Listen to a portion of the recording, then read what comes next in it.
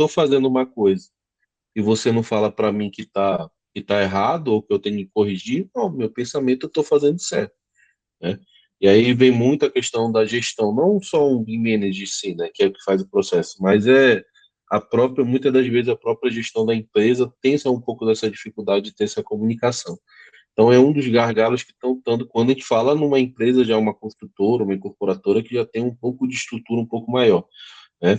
Então eu já peguei casos de empresas que ficavam jogando a culpa, mas o projeto veio desse jeito, mas o orçamento, o pessoal não sabe fazer o orçamento, extrai o quantitativo do projeto. Aí quando pegava o projeto tá mal modelado, tinha informações e parâmetros que estavam incorretos, então acaba tendo essas barreiras, né, essas discussões que são desnecessárias, que a gente consegue resolver em reuniões de alinhamento. Então, essa questão de troca de bastão está sendo uma dificuldade também no dia a dia. É, E imagina. muitas das vezes, investimento também, né? É um investimento alto, né? É uma coisa de um investimento que a gente tem que fazer, né? Que hoje, pelo que a gente está tendo no Brasil, alguma dificuldade em relação a isso. Eu acho que é que esse investimento, eu não acho que ele é somente alto. Eu acho que é o seguinte, por isso que eu falei que o check-up ele é muito importante, porque assim, se você for olhar, eu sempre brinco, né? Se é caro isso, imagina a ignorância.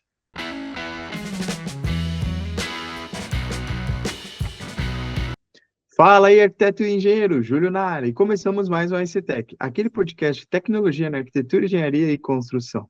Pessoal, e hoje aqui eu trouxe mais uma fera para a gente poder bater um papo, falar sobre orçamento integrado, falar sobre BIM e tecnologia e por aí vai. Gostaria de agradecer aqui a presença do Hugo Rogério. Seja bem-vindo ao ICTech, Hugo. Muito obrigado, pessoal. Obrigado pelo convite. Agradeço o convite, Júlio. É muito importante a gente estar aqui para falar um pouco sobre essa visão, né, de mercado do lado de quem faz o produto, né? Eu acho que muita gente, a gente vê os arquitetos, engenheiros vendo o lado que eles estão utilizando. Então, essa visão aqui para a gente mostrar um pouco de como é essa nossa experiência, né, para quem faz as soluções que vão usar no dia a dia. Então, é uma coisa que pode deixar bem mais claro e bem mais fácil de ter essa comunicação entre os usuários, principalmente das nossas ferramentas, né, da nossa face, para estar fazendo essa conexão com eles. Perfeito. Hugo, e aí, antes da gente iniciar aqui se aprofundando em conversas mais complexas, né? Fala um pouquinho quem que é o Hugo, é um arquiteto, trabalha com BIM há quanto tempo? Conta um pouquinho da história, da sua história. Então, pessoal, o nome é Hugo Rogério, tá? Então, estou aí há 6 anos já na nossa face, trabalhando com o BIM já há 3 a 4 anos, completando 4 anos. Sou arquiteto urbanista formado pela Faculdade de Fama em Macapá, então sou lá do Amapá. Hoje moro em São Paulo, já há 6 anos vim com a Alçafácil para São Paulo. Comecei a minha história um pouco na Alçafácil, um pouco diferente, vamos dizer assim. Comecei como vendedor, tá? Fui para a equipe de venda.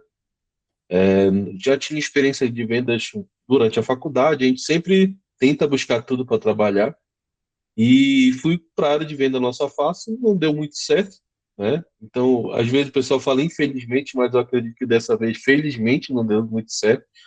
E acabei tendo uma reviravolta. Primeiro ponto, fui para atendente de suporte, comecei ali, passei 6, 8 meses como atendente. Foi quando fizeram algumas alterações na empresa, fui para analista de produto, passando ali mais um ano e meio, 2 anos. Voltei para o suporte, mas agora como chefe, então fui head de suporte durante 2 anos, e depois agora voltei para o produto, agora como chefe de produto na parte de BIM. Então, todas as soluções BIM, eu que organizo, faço todos os projetos, verifico o que a gente vai mudar, o que a gente vai deixar. Então, todas essas organizações dentro dos produtos BIM da Alça Fácil sou eu que estou coordenando. Lógico, uma equipe de desenvolvedores, assistente, designers, tudo isso apoiando, né, e coordenando. Eu sempre falo que eu falo para eles que eu não sou o dono da razão, então eu erro, então eu falo para eles falarem quando eu estou errado e sempre tento pegar a opinião de todos para a gente tentar construir uma solução melhor. E principalmente dos nossos usuários, nossos clientes que estão sempre nos apoiando e buscando essa proximidade, né, entre a parceria, produto e usuário final. Perfeito. E aí, Hugo, dentro disso, acho que na parte de suporte, até imigrando também essa escadinha, entendendo essa jornada aí dentro, o quão isso fez diferença para você hoje como gerente de produto, ter passado por essa parte de suporte, uma curiosidade. Eu acho que foi sentir a dor do cliente, né? Foi participar ali de momentos críticos, né? Para a gente entender qual era a dificuldade que o cliente tinha, não só na questão do fluxo de trabalho no dia a dia, na hora de fazer um projeto, na hora de fazer um orçamento, mas entender de forma bem mais clara quando ele vem reclamar uma coisa que ou o sistema não está fazendo direito, ou que não faz, ou que está dando algum problema, e tentando sempre buscar uma solução. Então, muitas das vezes a gente já busca pensando como o cliente vai usar, tentando deixar mais fácil para ele usar, mais claro, né? E preparando toda a questão do produto para ficar fácil a usabilidade e também material de apoio. Então, isso acabou deixando a mente mais aberta nessa visão do apoio ao cliente, não só de fazer a solução, né? Então, deixar as coisas bem mais fáceis e bem mais claras. Beleza. E aí, Hugo, entrando agora numa seara mais agora de BIM em mercado, para quem está começando, o que que é BIM na prática para você, né, e para na visão da empresa, e por que ele se tornou tão importante para a construção civil?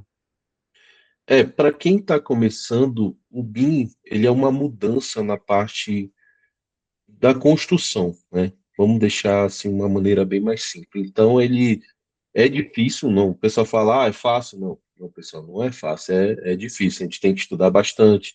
Temos que aprender processos, tecnologia e também a trabalhar com pessoas. Então, os três pilares do BIM, né, quando a gente fala em questão de gestão. Então, o primeiro passo é começar a entender qual é a diferença que você vai ter com o BIM. É entender o ganho e buscar esse ganho. E se tem a metodologia que fala, conceitos, estratégia, mas você tem que entender no primeiro ponto o ganho que você vai ter na sua empresa, né? Qual é a dificuldade que a gente tem? Eu sempre vejo, eu sempre falo que para a gente conseguir evoluir e melhorar, a gente tem que primeiro entender quais são as nossas dificuldades. Tá? Então, quando a gente entende quais são os problemas que a gente consegue melhorar, né, e buscar a solução para aquele problema.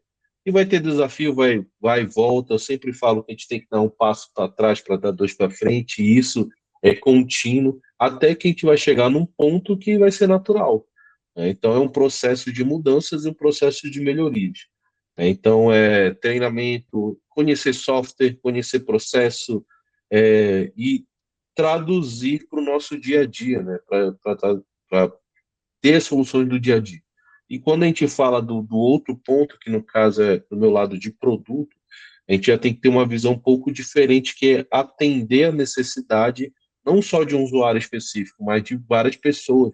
Então a gente acaba tendo que implementar um pouco mais além do BIM, né, de outras metodologias de gestão de produto, design.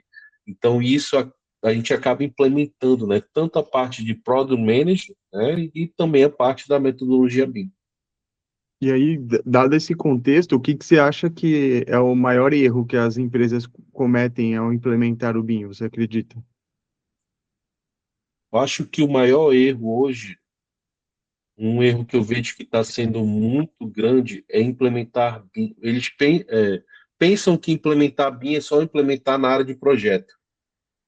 E isso falando do Orça Fácil, não só porque o Orça Fácil é um software de orçamento, mas é porque o processo do BIM ele é contínuo, é uma metodologia que a gente tem que trabalhar com todos os setores, a organização da construtora, incorporadora, desde o início. Então, a equipe de planejamento, de obra, a equipe de orçamento tem que participar desde a concepção da obra, desde Sim. aquele terreno. A gente vai fazer o que ali? Vamos fazer uma escola. Então, pronto, bora reunir todo mundo e fazer uma reunião de análise. E não acontece, o pessoal está vendo que, vamos implementar a BIM, a primeira coisa, vamos comprar um software de modelagem, vamos aprender a modelar e estamos fazendo o BIM. Não, não é assim que funciona.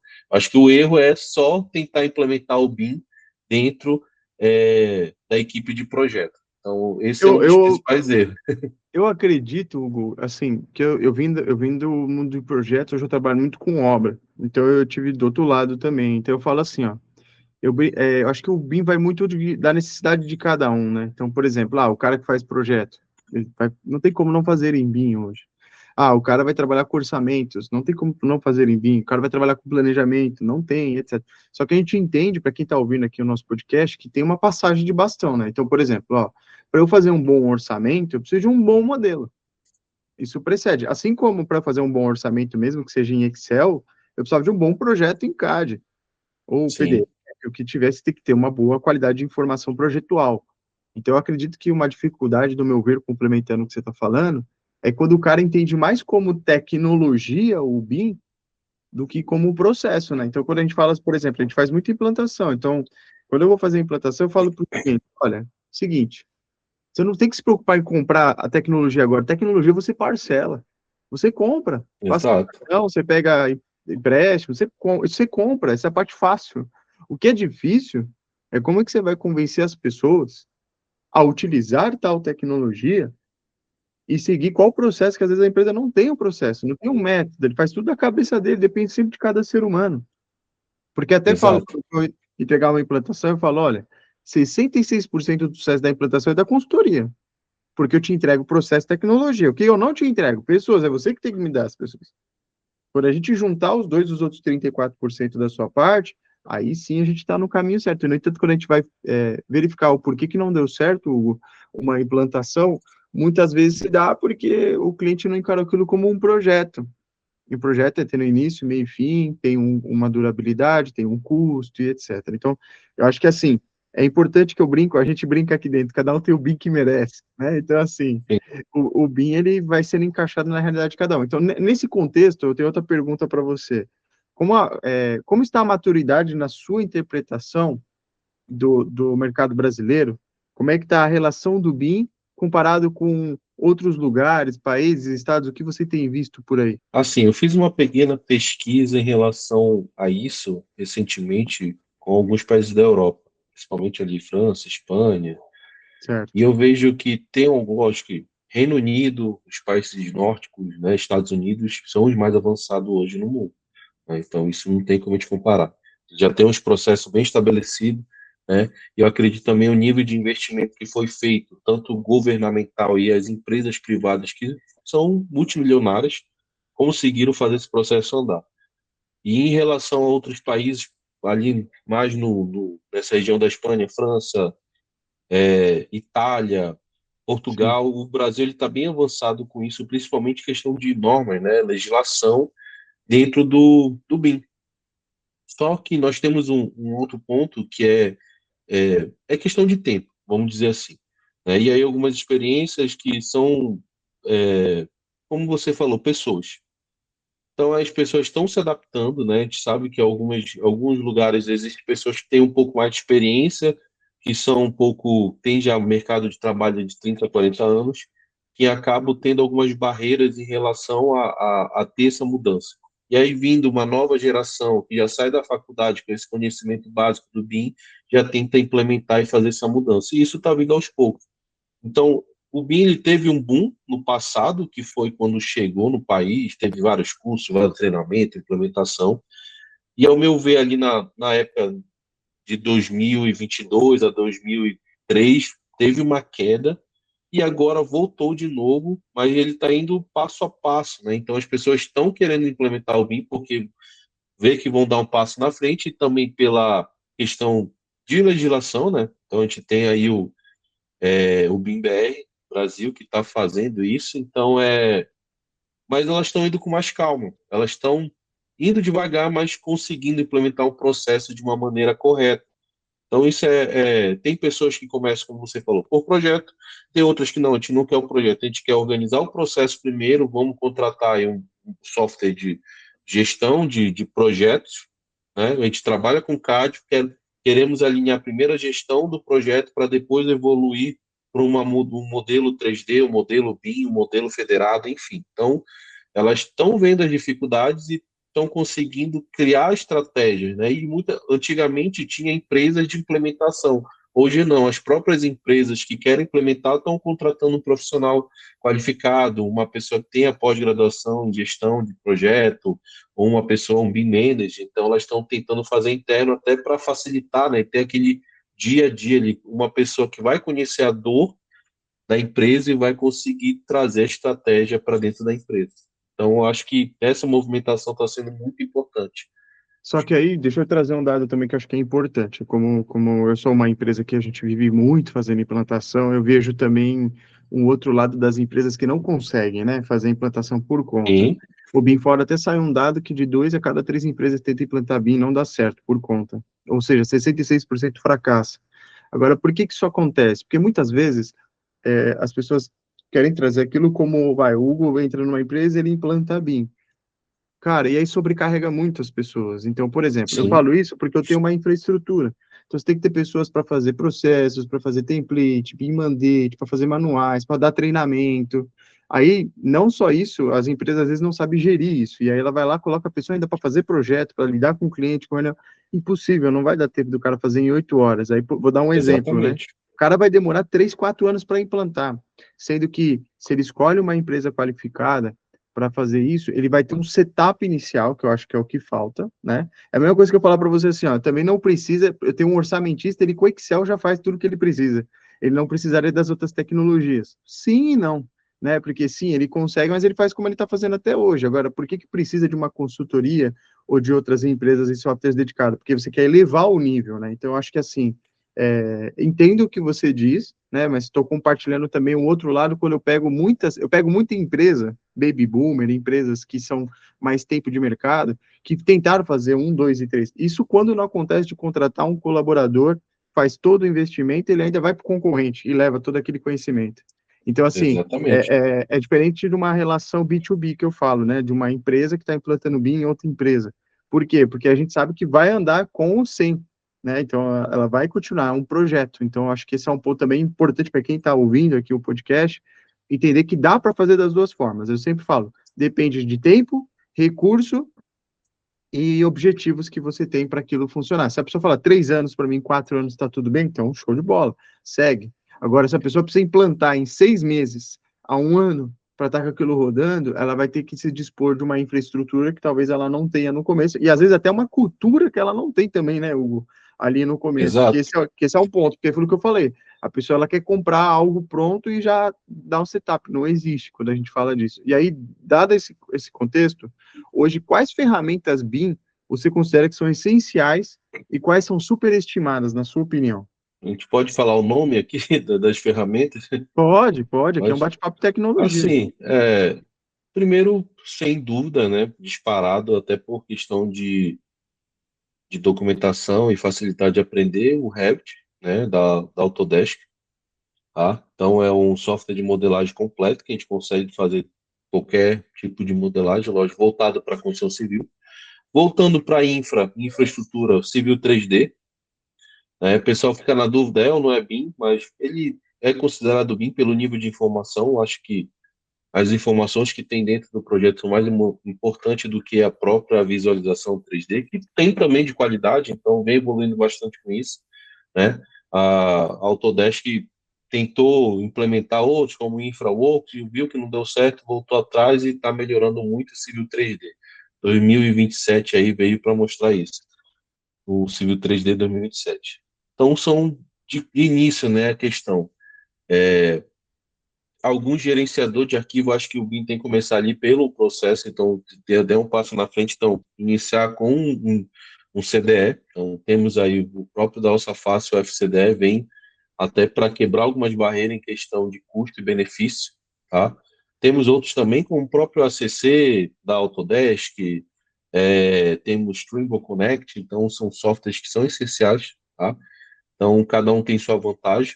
Então, depende muito do que a empresa quer e também o investimento que ela pode ter em relação a um software. E aí, questão, eu acho que o superestimado que tem outras maneiras de fazer, né? Isso, lógico, é minha opinião, que eu acho que outros softwares conseguem fazer de uma maneira bem mais simples, que não precisa tanta coisa. Eu acho que o Navisworks, ele ficou parado no tempo, assim como tinha ficado o Civil 3D e está voltando agora, então o Navisworks tem a questão do planejamento ali, o gráfico gigante, a construção virtual, né? Mas eu acho que hoje, ao meu ver, né, aquele processo de linha do tempo, a construção virtual, o prédio evoluindo, aquilo é bacana, mas não dá muita questão de análise para o projetista, né, para o gerente. Então, isso tem outros softwares que podem complementar de uma maneira melhor. Então, tem outros softwares de planejamento, né? E complementando ali software que vão potencializar o dia a dia da modelagem, do orçamento, como plugins, né, de projetos complementares, arquivos, o software de gestão com processo de BCF bem estruturado. Então, isso é bem importante também, né, essa questão das análises. Então, tem projetistas que têm uma estrutura bem mais completa em relação a uma equipe mais experiente que fala que BCF é para quem está iniciando, mas é uma coisa que dá benefício, que acaba é, quebrando algumas barreiras e facilitando até na hora do processo de construção, na obra. E a questão de gestão de obra, hoje eu vejo que a gestão de obra a gente tem que melhorar bastante, temos que ter ferramentas qualificadas para conseguir fazer processo de diário, medição. Então, nesse processo do dia a dia da obra, né, até pelo fato da tecnologia vem aumentando, e hoje está sendo difícil encontrar mão de obra, né? Então, isso é uma realidade que a gente está enfrentando hoje. Teve até recentemente alguns estudos que falam sobre isso, para então, com essa ferramenta de gestão de processo, a gente consegue fazer essa verificação e também trazer, né, eu acredito que com isso, né, pessoas que gostam de tecnologia acabam entrando também, não para trabalhar ali na massa, mas para participar do dia a dia na obra. Não, e foi muito bem pontuado, claro, fazendo um pouquinho advogado diabo, até porque eu estou aqui para a gente fazer esse bate-papo, né, para tornar isso Sim, com enriquecedor, certeza. mas eu sempre falo que, assim, eu volto para aquela brincadeira, mas é uma verdade, cada um tem o bico que merece. A pessoa tem que entender, É, por isso que eu falo, comprar software, muitas vezes as pessoas vêm até mim, assim, Hugo, e falam, Júlio, você recomenda Revit ou ArchiCAD? Você recomenda esse software ou esse? Você recomenda esse ou esse? É a mesma coisa que eu perguntar, Hugo, você quer usar iPhone ou Android? Né? É sim, iOS ou Android? Tá? Então, acho que as pessoas às vezes elas querem a resposta mais rápida e direta. Só que a gente faz uma série de perguntas para poder orientar qual é o melhor software. Porque existe o melhor software para o que você faz. Ah, eu faço orçamento, eu entrego isso, eu faço integração de dados, eu tenho um ERP, então eu tenho que fazer uma entrevista, entender primeiro tudo que ele tem, e aí, com base no que ele tem ali, eu vou falar qual tecnologia eu adapto para ele, não ele a tecnologia. Porque sim, ele não vai mudar a cultura da empresa dele, ele não vai. Então, acredito, vou dar um exemplo, a gente estava falando do Navisworks, né? Então, assim, pô, dá para trabalhar? Lógico que dá, mas a diferença é, às vezes você quer usar um software para resolver tudo. Eu uso ele muito para coordenação de projetos, para compatibilização de projetos, então, assim, para visualização do planejamento do tempo, para ver se vai ter alguma interferência na atividade do tempo.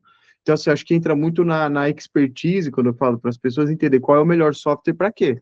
Porque se a gente entrar no mundo da IA, por exemplo, outras coisas, um plugin resolve muita coisa de automação, né? Porque a gente está falando assim, às vezes o programa ele chega no limite, né, Rogério? Você está ali trabalhando, você fala assim, pô, tô aqui, chegou no limite, foi até uma das formas que a gente encontrou bastante a solução de vocês, porque você já tinha essa integração direta com a solução online. Então você fez aquela engrenagem que faltava girar junto do modelo com o que está web. Então, eu vejo isso em várias áreas, né? Quando a gente fala de documentação de projetos, de produtividade, quando a gente fala sobre verificação de projetos, auditoria, isso sem encontrar daqui a pouco, porque eu estou participando do desenvolvimento de certificações. Então, assim, e eu vejo também as dificuldades que são determinar critérios ali, né, de uso. O uso com o IFC, o uso com o RVT, por exemplo, até o próprio AutoCAD, né? Como que ele entra em tudo isso? Então eu falo para a galera, olha, você tem que entender qual é a caixinha de cada coisa. Dentro da caixinha de cada coisa você entende que nível de conhecimento você tem que buscar daquilo. Porque senão o cara, às vezes, por mais que ele faça o MBA, ele aprende um pouco de tudo, ele vira um generalista, né? No entanto, porque a gente dá treinamento, a gente tem uma escola. Então a pessoa vem e faz um curso depois com a gente justamente para ela se aprofundar naquele conhecimento, porque às vezes o generalismo ele é bom, na base, mas depois você tem que se especializar, né? Olha, eu sou um cara de orçamento, então eu sei como é que funciona o ecossistema, que eu acho que é importante, e depois eu me aprofundo naquilo. Por exemplo, a gente quando vai dar um curso de orçamento, de como usar ferramentas para orçamento, a gente começa pela teoria, começa lá no curso de BIM 5D, falando, ó, o que que é o BIM 5D? Olha, é quando você atrela a um modelo BIM com dados sincronizados a uma planilha orçamentária. Porque muita gente confunde o BIM 5D com, com a parte de quantitativos, né?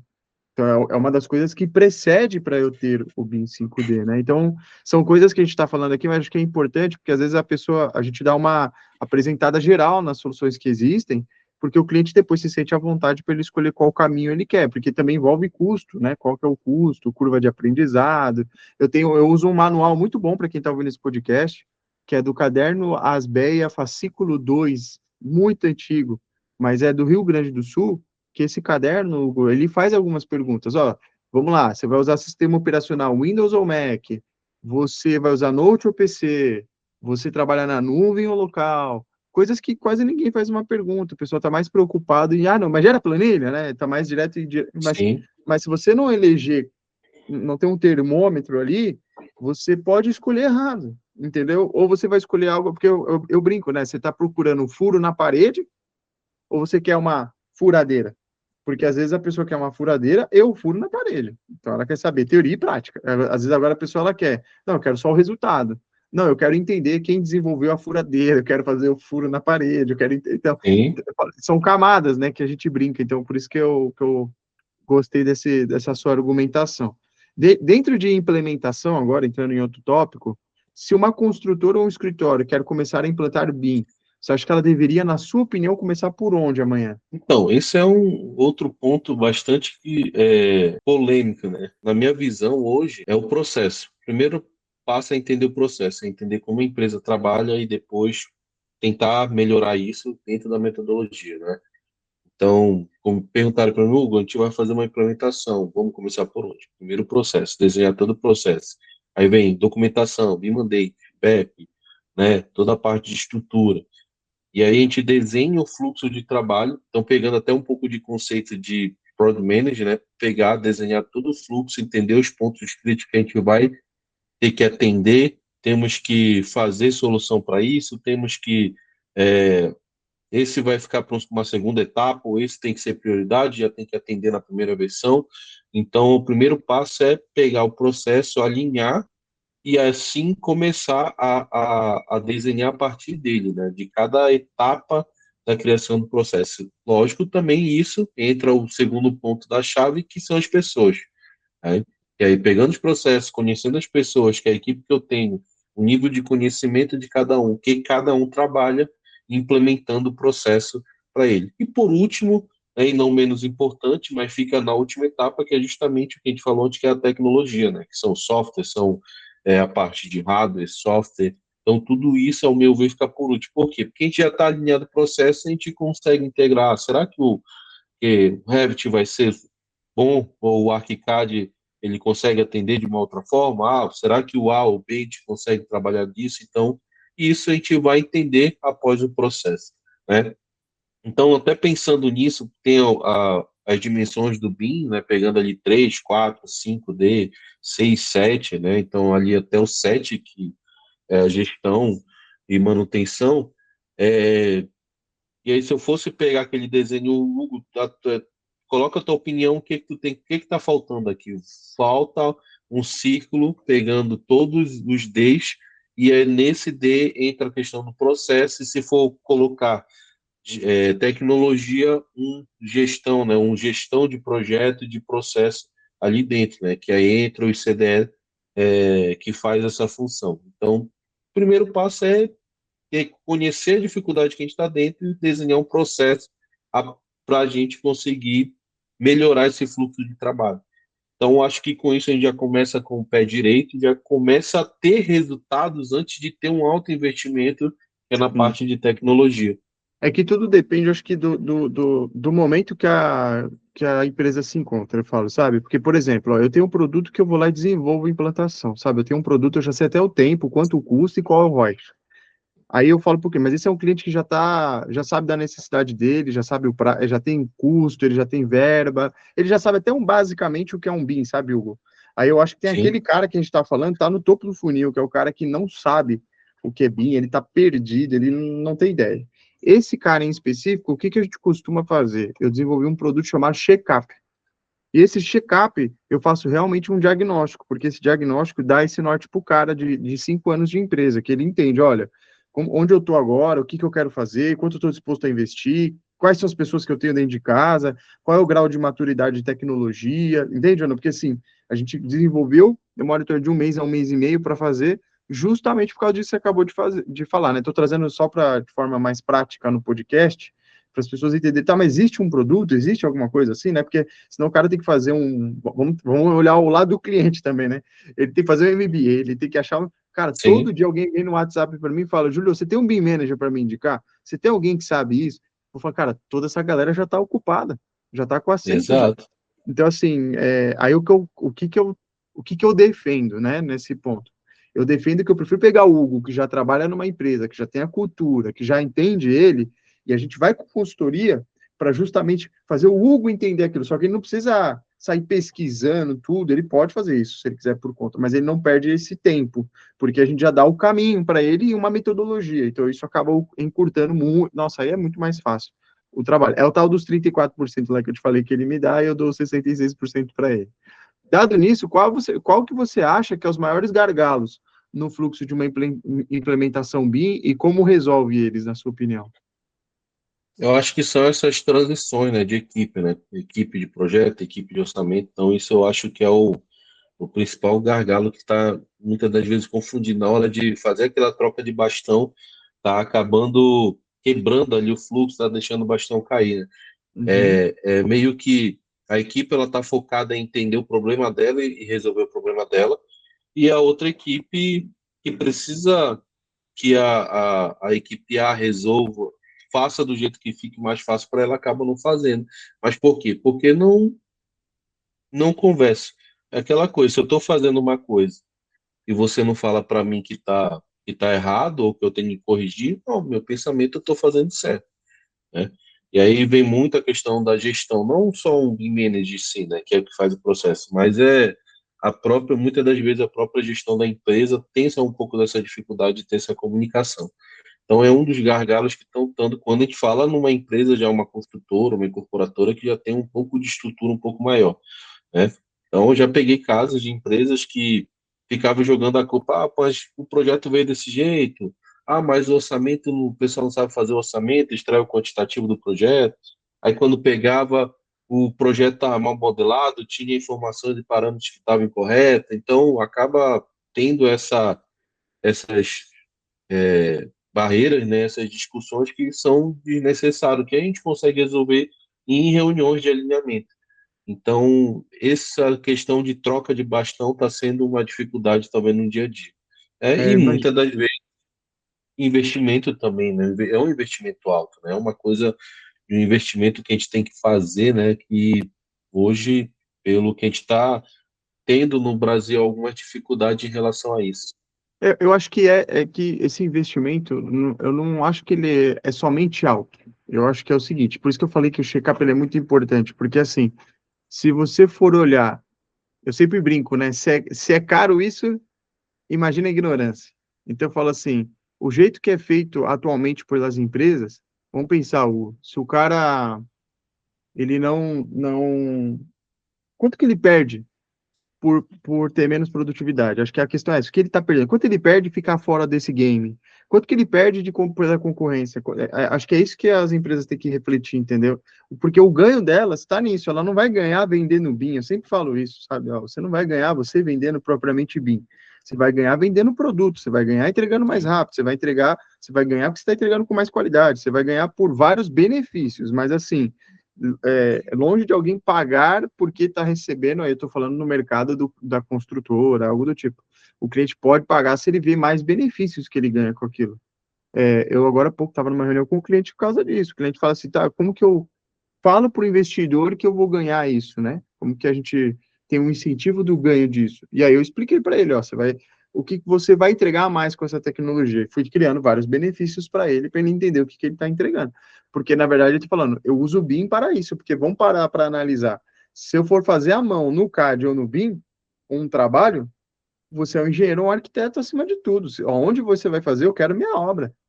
sim, Entende? Então é isso que eu falo para os clientes. Eu falo, então, é diferente de você falar, ó, se você contrata dessa forma, X, é X mais 20%, é X mais 30%, porque também tem que entender a mão, né? Tem que pesar, não é 3 vezes mais caro, 4 vezes mais caro. Eu acho que às vezes o pessoal tá querendo, às vezes, ter todo o retorno em um cliente. Aí eu falo, calma, também não é assim.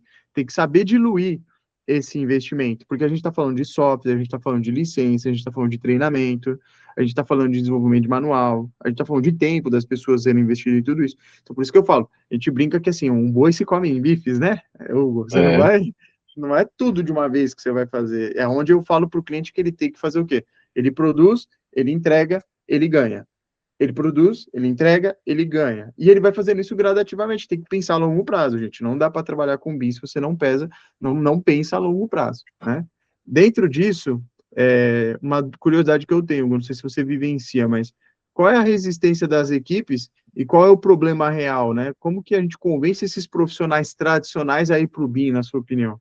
não é uma coisa que eu vejo no dia a dia, né? Porque, assim, às vezes eu trato com usuários, clientes nossos, e, e assim, pelo que eu consigo captar conversando com os nossos usuários, é a pressão mesmo de tipo, olha, tem que ser assim agora. É meio que desse jeito que tá vindo. Lógico que tem, como eu falei, muitas das vezes é um pouco da mudança de rotina, né? Pessoas que são mais experientes, que trabalhou a vida toda daquela maneira, ela tem um pouco mais de barreira para querer mudar o método de trabalho, né? Até por questão, tipo assim, um cara tem 30, 40 anos Zona de trabalhando conforto, né? Zona de e conforto, né? então às vezes é difícil ela sair dessa zona de conforto, né? E acaba que pessoas novas entrando na equipe acabam trazendo essa essa novidade, né, trazendo as novidades relacionadas à BIM, à tecnologia, e acabam incentivando. Então, isso é uma coisa que eu vejo que é muito bacana também, né, que em vez... E aí as pessoas estão acabando quebrando essas barreiras aos poucos. Tem alguns que são bem mais rígidos, né, que não, "Pô, eu fiz assim minha vida toda", e outros é só, tipo assim, a empresa está obrigando, eu vou ter que fazer. Então, tem momentos diferentes e visões diferentes de cada um. Tem pessoas hoje que, por exemplo, o Dionísio, né, ele é nosso parceiro da Face, ele vive na tecnologia, né? Trabalha com BIM, ele é referência, praticamente agora um desenvolvedor, então ele é um cara que é um espelho para muitas, tanto para próprias pessoas ali que já têm mais experiência, até para os novos, porque ele vivencia o dia a dia ali essa mudança, né, na tecnologia. Não, show de bola, cara. E aí, assim, agora algumas curiosidades que eu tenho, quando a gente fala sobre gerente BIM, que, né, uma opinião que eu quero ouvir sobre você, principalmente numa empresa que você está de tecnologia.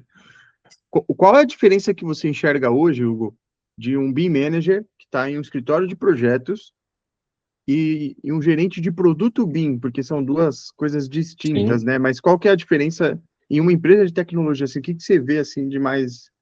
Você é arquiteto, então porque o isso. arquiteto está ali trabalhando com o projeto e de repente agora você está numa outra seara junto com a tecnologia, abriu mais uma porta, vamos dizer assim, né, no É. nosso universo, então eu queria ouvir sua opinião.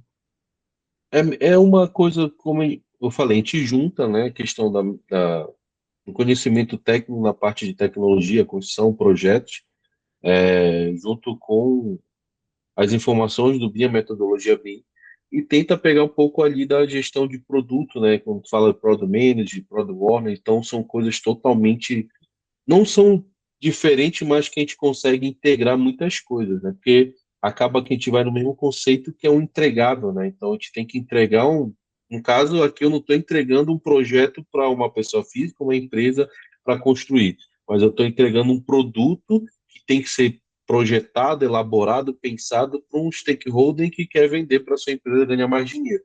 Então, a gente acaba unindo algumas coisas, mas a gente tem desafios diferentes. Como um arquiteto no escritório, ele pensa nas melhores soluções que ele vai utilizar numa janela, numa ventilação, captar ali a iluminação, a questão das cores, ou até ir pensando na parte de tecnologia, qual é o software que ele consegue, que vai atender aquela necessidade dele, que ele consegue investir. E acaba que a gente entra no passo antes, que é como a gente vai resolver o problema daquele cara que está fazendo o projeto no dia a dia para que ele tenha mais produtividade e que ele ganhe mais dinheiro.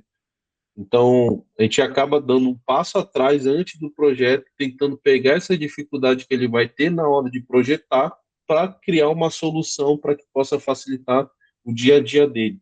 E aí entra muito o conceito de produto, né, parte de design, até o X, UI, pesquisa de mercado, é, questão de pesquisa com os nossos próprios usuários, entender como está essa movimentação para a gente poder conseguir criar algo que vai facilitar o dia dele. Então, eu estou dando, eu fui para um passo atrás antes na hora de começar o projeto.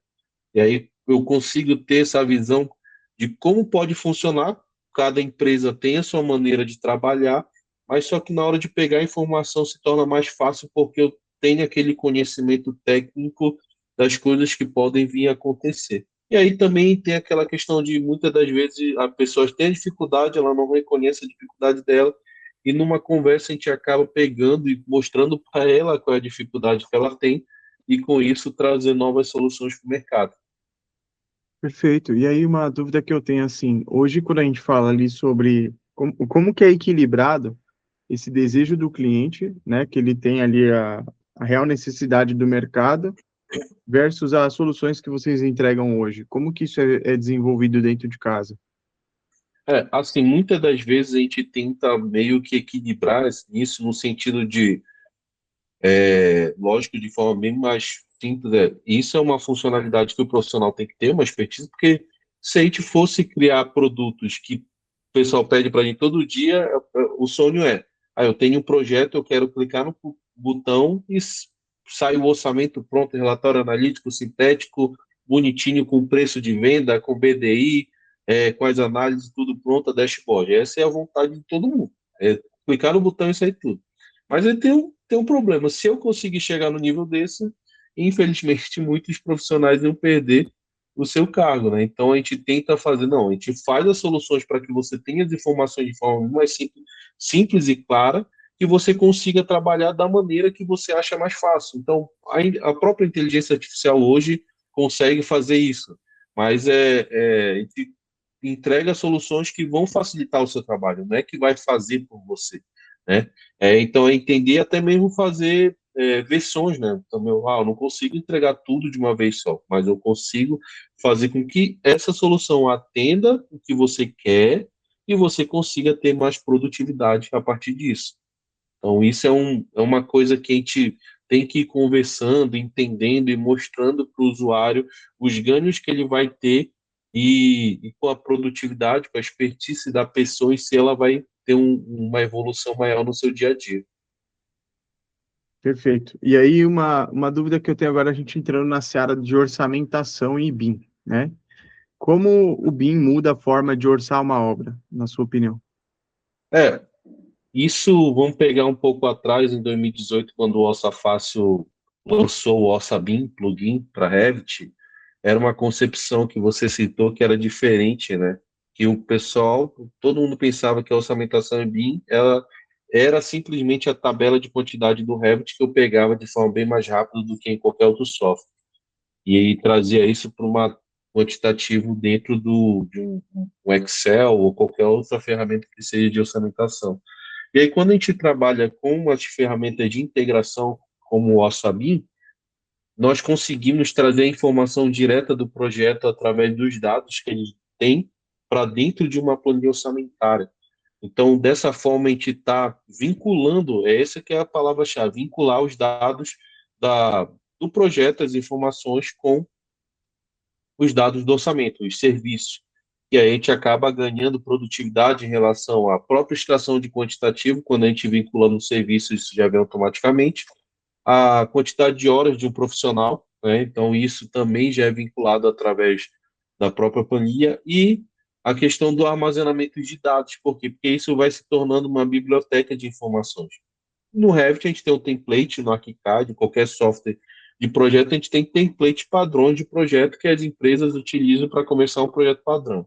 Então, eu falo que mais de 50% da obra é a mesma coisa. Se eu for construir um prédio, se a empresa A faz um prédio num terreno que ela usa estrutura metálica, com certeza o prédio B ela vai usar a estrutura metálica. Por quê? Porque é um padrão que a empresa usa. Então, o que muda são detalhamentos, são algumas esquadrias, louças, né? Principalmente no acabamento final, que acaba alterando isso a depender do cliente. Então, essa produtividade de ter as informações já padrão e eu conseguir vincular com os meus serviços no orçamento, é aí que a gente começa a ter o orçamento 5D, né? Que são esse banco de dados que a gente consegue fazer essa transposição de um lugar para outro de maneira bem mais fácil. E aí o orçamento trouxe essa facilidade de a gente conseguir pegar essas informações direto do projeto e trazer para o orçamento, de uma forma bem mais clara e bem mais fácil com a estrutura de projeto que tem dentro do Revit. E aí eu tenho uma curiosidade até aqui que eu ia compartilhar com os colegas, que é assim, a gente foi levantar em umas 3 construtoras uma média de produtividade, quando a gente colocou o BIM para extração de quantidades, não para orçamento ainda, mas a gente conseguiu reduzir 70% do esforço braçal, sabe? Que o cara que Sim, fazia lá polilinha, pega o length, aí desconta vão, pega a por, e sem contar as mudanças de projeto, né, Hugo?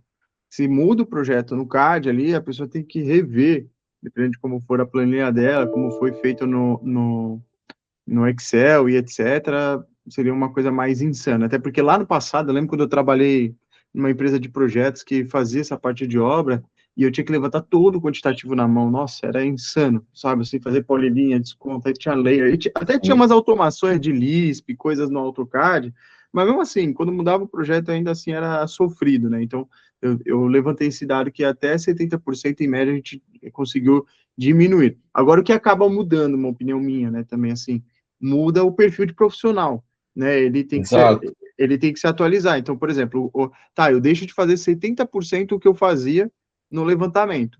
Só que, por exemplo, a gente fez alguns experimentos, né? Mas o que a gente teve maior eficiência foi que esse cara começou a ajudar muito a desenvolver os manuais de diretrizes de modelagem, porque a informação não chegava da forma que ele precisava.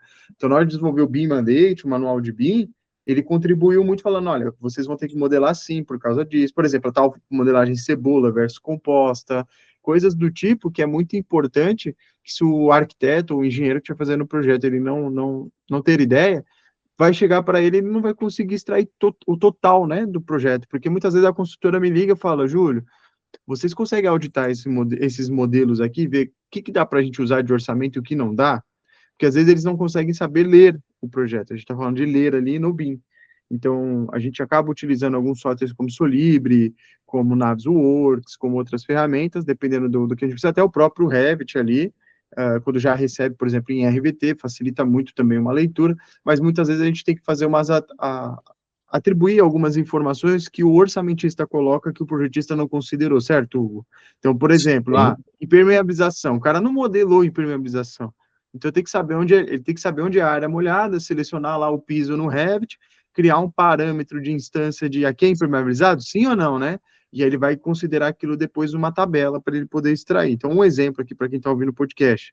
Mas esse foi o ganho real. Você sabe de algum outro dado aí junto da Orça Fácil, qual foi o real ganho de precisão e de tempo com relação ao uso do BIM junto com o orçamento? Assim, um número agora, se eu não lembro de cabeça, mas a gente chegou a fazer até algumas entrevistas com alguns usuários nossos, né, tá no nosso agente, que falaram muito dessa questão da produtividade na hora de fazer esse vínculo, né, dos dados, né, do projeto com o orçamento, que facilita muito, né, então dá segurança até para uma pessoa que está iniciando, porque você tem ali a leitura de projeto, você consegue entender o que está vinculando direto com a composição de custo.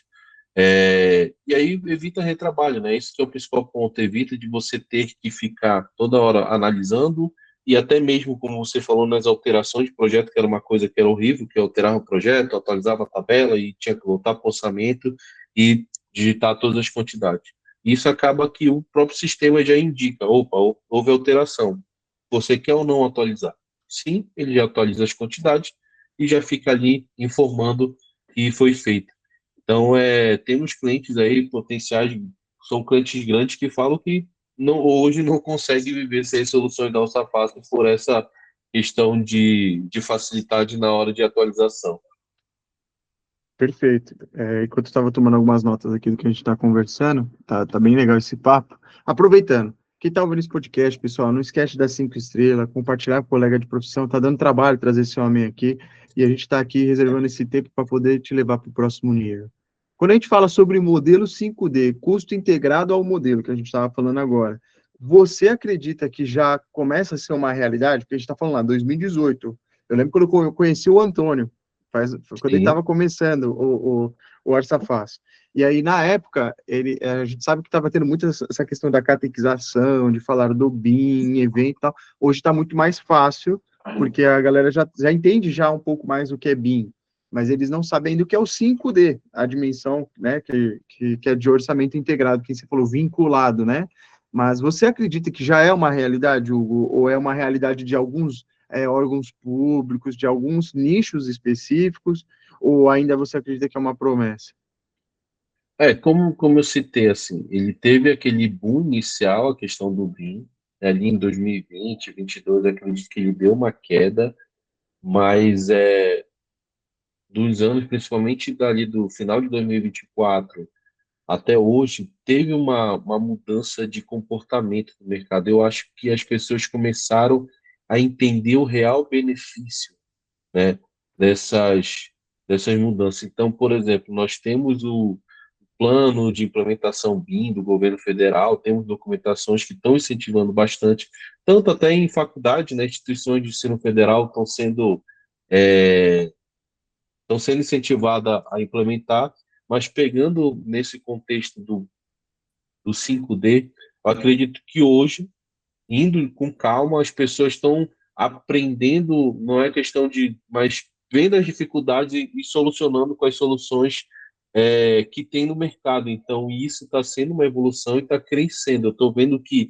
esse ano de 2026, esse primeiro semestre, ao meu ver, ele foi um ano importante para o BIM, com eventos, com publicações, com próprias pessoas que trabalham no dia a dia compartilhando a sua evolução. Lógico que a inteligência artificial está até auxiliando com isso em relação da pessoa conseguir entender e até mesmo criar soluções para ela mesma, né? Hoje consigo pegar, colocar um comando e quando eu vejo, eu abro o meu Revit, está lá um plugin feito por uma inteligência artificial e acaba incentivando.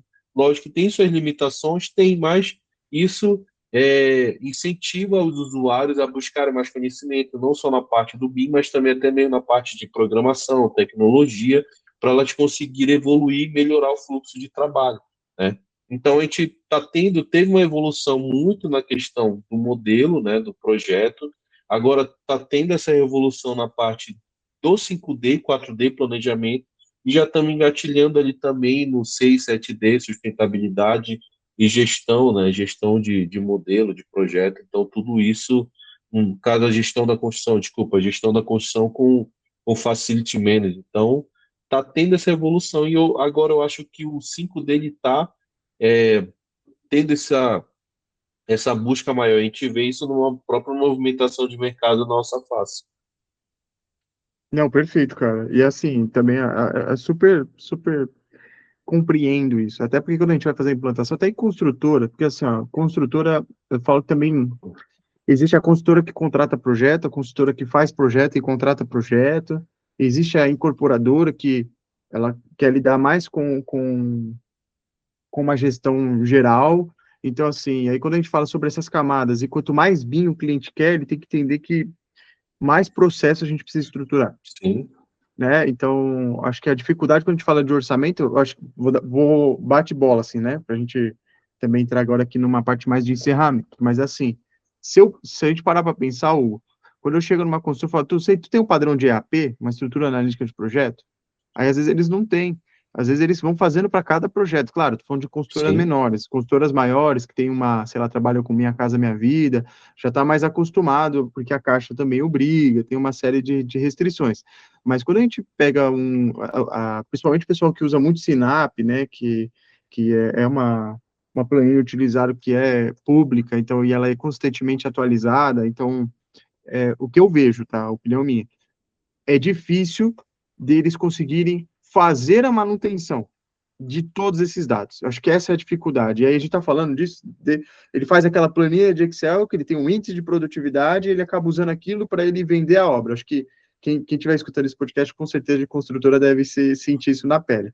Então, ele tem lá a planilha que ele faz o orçamento da obra, que às vezes ele está concorrendo, também tem essa, e ele tem depois a outra que é a valendo, entendeu?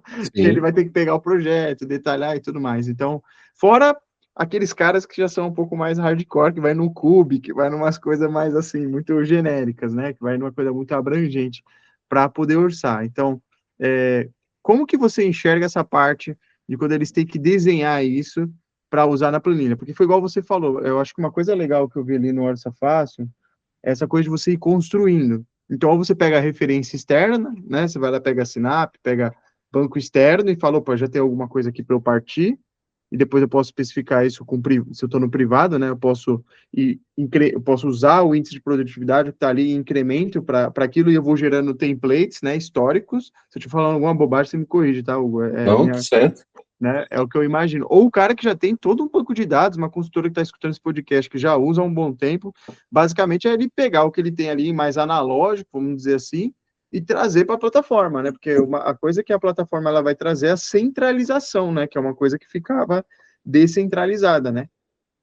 Exatamente. Então, muitas das vezes começa assim, né? Tem uma planilha de ali pronta, né? De todas as composições de custo e querem trazer isso de forma bem mais fácil e até a questão da atualização, né? A gente tem ferramentas que auxiliam nesse processo de atualização de valores, principalmente quando a pessoa utiliza a Sinap, né? Então, temos lá mais de 20 bases oficiais, questão de nacional, Sinap, a, a Cicro, do DENIT e a SBC, e as regionais também. Então, quando eles usam essas informações, eles conseguem estar atualizando de maneira bem mais fácil e Tem algum fazendo aquela privado, Hugo? gestão. Hugo, Oi? tem alguma do mercado privado ali que é compartilhado? Você sabe ou não? Tem a privada SBC, né? Que é a Stable, SBC? do Rio de Janeiro. Ela é uma parceira nossa que a gente tem ela dentro do mercado. Outras, muitas das vezes as empresas hoje a gente deixa privado mesmo para ela. Tem empresas de grande porte que tem os bancos delas dentro que não compartilham, né? Mas aí fica opcional, né? Então da empresa compartilhar. Mas Posso dar hoje uma aqui a dica gente aqui, tem, então, uma ideia pode, aí para vocês? Cara, talvez não é o caso, não sei se existe, tá? O que eu vou falar agora, que é até legal que o podcast vai dando insights. Mas, assim, a gente tem lá o Abraplan, que é a Associação Brasileira de Planejamento. Eu não sei se tem algo para orçamento, né? E, assim, não alguma associação de orçamentos. Por que que eu falo isso? Até para ter uma boa prática do mercado, para ter uma padronização. Você sabe me dizer se isso existe? olha, agora eu não tenho essa Eu informação, desconheço, mas não, depois eu é, desconheço, entendeu? Por isso que eu tô pensando. É uma ideia aí é. para quem está ouvindo o podcast e quiser se juntar aí, ajuda a gente aí. Exato, é. Agora eu não estou lembrado não, mas a gente pode dar uma pesquisada e verificar. Porque assim, eu acho que essa parte ajudaria muito também a ter um respaldo das empresas que querem compartilhar. Porque, por exemplo, eu vejo isso na Abraplan, eu vejo isso na Abracip, eu vejo isso no Asbeia, eu vejo isso em várias associações, que eles querem ajudar para o mercado ser melhor, né? Para ele ter uma competitividade e também a gente está trabalhando no mesmo nível, né? Exato, e a gente é sempre aberto com isso, né? A gente sempre tá compartilhando nossas ideias com empresas e também ouvindo as ideias delas para fazer parte da nossa face. Então, o próprio Antônio gosta de participar dessas reuniões para ele entender como funciona, junto com o Fábio, que é o nosso CTO. Então, estamos sempre abertos a ter essa conexão com nossos usuários. Não, acabei de dar uma pesquisada aqui no nosso amigo Gemini, ele falou que não tem mesmo, tá? Ó, Então fica aí a dica, pessoal. Se alguém quiser se conectar com a gente aí para ajudar, porque a gente sabe que tem a Pini tinha lá a TCPO, né, a sim, tabela de composição de preços de orçamento, não sei como está hoje isso, mas ainda é muito isolado, né? Eu tô me referindo a realmente assim, ó, eu sou uma empresa de arquitetura, tenho uma empresa de engenharia, uma empresa de construção, e aí tem esses nichos que podem compartilhar. Ajuda muito, porque o Cube, ele era desenvolvido ali pelo Sinduscom, né? Então acaba sendo também isso. um indicador, mas não sei, fica aí uma sugestão. Mas também até para vocês, viu, Hugo, criar uma comunidade, de repente, ali, de quem tem interesse em compartilhar essas informações e fazer um hub, uma troca disso, acho que seria bem interessante, tá? Claro que Sim. tem que ser algo que todos ganhem ali, né? Também, senão fica só gente produzindo e gente que não tá ali contribuindo, né? Mas acho que é um insight bem interessante. Hugão, estamos chegando na reta final aqui, tem algumas perguntas finais que eu queria trazer. Primeiro, né? Sobre o futuro. Como que você enxerga na parte da inteligência artificial, na parte do IA e o BIM ali? Eu sei que você comentou brevemente ali sobre agentes e tal, ali bem agora de maneira curta, mas como que você enxerga isso agora no mundo do orçamento nos próximos anos? Eu enxergo que tem um grande potencial, né, na hora de auxiliar. Então, as ferramentas sempre vieram para auxiliar no processo de trabalho dos profissionais. E a inteligência artificial, né, tem alguns perigos também que o pessoal falam, mas também tem essa parte de fazer esse auxílio em questão de análise, né, de modelo, de projeto.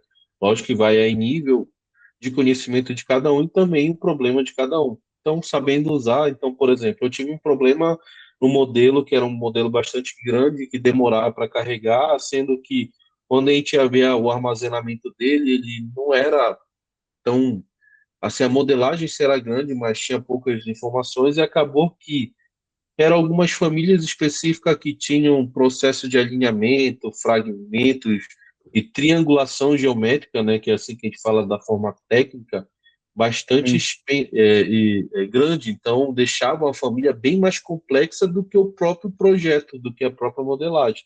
E acabou que eu, de uma maneira rápida, fácil ali, fui lá, peguei o Cloud Code, fiz um plugin que ele analisasse e acabou que ele analisou e mostrou para mim essas famílias e eu consegui resolver de uma maneira bem mais simples. Então, acaba trazendo essa facilidade, né, de eu ter essa dificuldade e conseguir resolver ali eu mesmo, né? Eu acho que é um ganho, né, que as pessoas gostam de conseguir resolver, né, quebrar essas barreiras.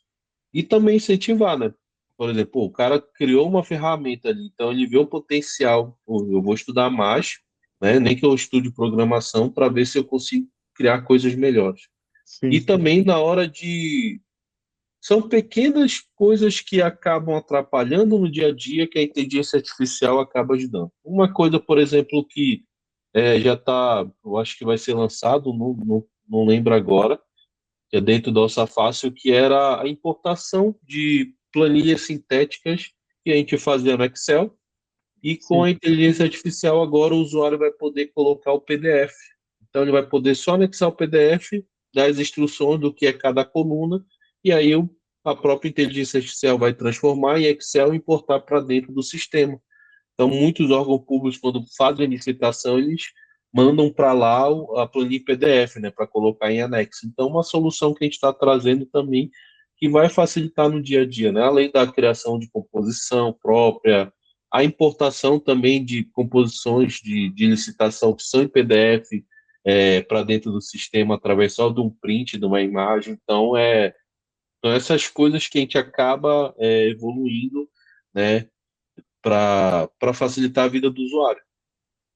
Show, cara. E aí, deixa eu aproveitar aqui e fazer outras perguntas também. Qual conselho você daria para um profissional de arquitetura e engenharia que quer migrar para essa área de BIM e orçamentos? Hoje, primeiro passo pode ter o conhecimento técnico em relação à orçamentação, mas tem que entender a maneira que é projetado. Então, primeiro é conhecer as ferramentas de modelagem em si, né? Entender como é o processo, como é feito, né? Estrutura IFC também, né? Entender, porque assim, ao meu ver, o orçamentista, quando ele é BIM, ele é mais um cara que vai ser decisor em serviços que vão ser utilizados para melhorar até o fluxo de trabalho, metodologia, modelo de função, que tem caderno técnico da Sinap, e também vai ser um cara que vai falar, opa, tem essa alvenaria X que está dando esse valor. Acredito, se a gente usar essa daqui, vai ter um custo melhor, uma produtividade melhor pela mão de obra em si. Então, é ter essa visão não só de pegar, extrair quantitativo ou vincular o serviço, mas ter a visão de que você pode definir coisas também na modelagem, né? Você pode ir lá e acabar dando sugestões no processo que pode facilitar o dia a dia do seu parceiro que está fazendo o projeto e também na parte de planejamento e teste no canteiro de obra. Então ele está ali no meio campo, né? Ele é o volante que vai pegar a defesa, joga ali para o atacante, né? Então é essa pessoa que vai ficar ali fazendo essas transições de informações.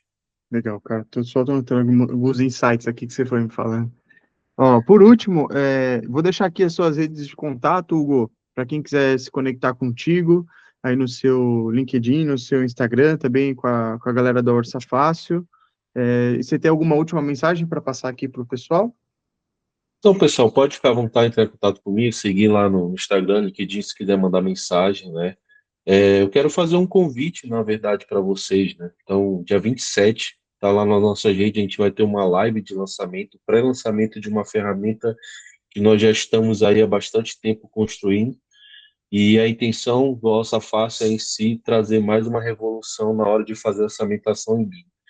Então, vamos quebrar uma barreira, né? Estamos trazendo o nosso Orçabim plugin, que era para Revit, para dentro do nosso navegador.